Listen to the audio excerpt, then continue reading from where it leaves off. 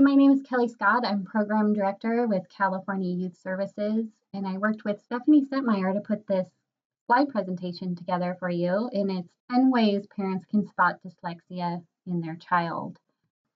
Number one, it's hereditary. So that basically means it's passed on through DNA. There's nothing we can do about that, but it is something that's great to know because then you can be ready to spot it. And especially if a parent has struggled with dyslexia, then more than likely a child has a 50% chance of also having dyslexia.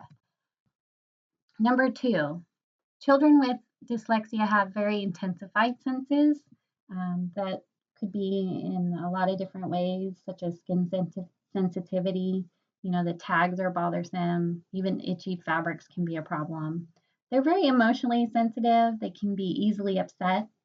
They especially feel bad about others, and they have strong empathy feelings. They'll cry if someone else gets hurt, cries when hears sad, melancholy songs, etc. And they also have a very wild imagination, which is number three, language or speech issues. And this is where they can say words really funny sounding. It doesn't come out the way that they wanted it to. They're very, very smart, but they have a hard time remembering the correct word for things. And they also might have learned to speak later than average. The fourth one is distracted easily. This is your daydreamer. Sounds such as a ticking clock can be very distracting. Interruptions. They have a hard time focusing. And then there is a coexistence of ADD, ADHD with dyslexia. So that's something also you can look for. Number five, trouble memorizing, such as phone numbers, addresses, order of things. There's those steps or sequences that are difficult to remember. Multiple step directions or retelling stories or things that happen in the correct sequence. And then the math facts, multiplication facts, those are very difficult to memorize. Number six, left-right confusion. They don't necessarily pick a dominant hand right away, or they seem to be very ambidextrous. They have great hand-eye coordination, but they just can't decide which hand to use. They have a difficult time learning or just can't learn to tie shoes. As they age, still has a difficult time with remembering left side or right side. Number seven, displays signs of anxiety. So that would be the child that overly worries, especially about the outcomes of situations. They have those obsessive thoughts.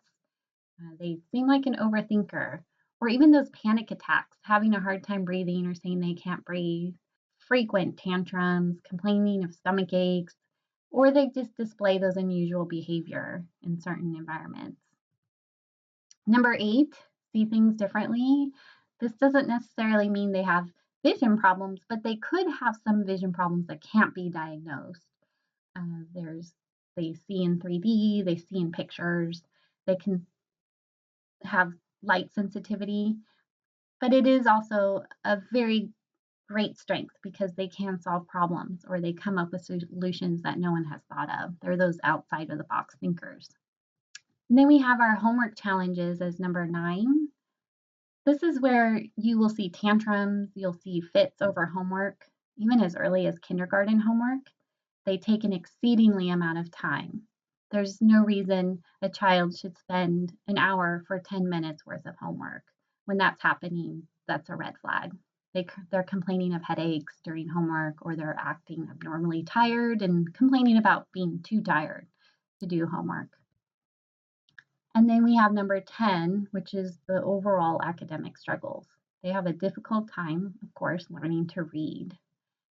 They're unable to rhyme or sound out words. They have a difficult time remembering the ABCs and the sounds that are associated with them, and have a hard time decoding nonsense words.